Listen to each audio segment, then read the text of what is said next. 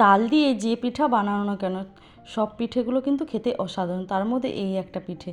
প্রথমে কড়ার মধ্যে নারকেল কোড়া, চিনি আর এলাচ থেঁতা করে একটা পুর বানিয়ে নিলাম। এরপর সুজিটাকে আগে থেকে ভিজিয়ে রেখেছিলাম, সুজিটার মধ্যে জল ঝরিয়ে একটা বোলের মধ্যে নিয়ে নিলাম 1 কাপের মতন চিনি আর ময়দা। তারপরে দিয়ে দিলাম তালের পাল্পটা আগে থেকে বের করে রেখেছিলাম, দিয়ে দিলাম স্বাদ মতন লবণ আর কালো জিরে দিয়ে ভালো করে মিশ্রণটাকে ভালো করে মাখিয়ে নিতে হবে।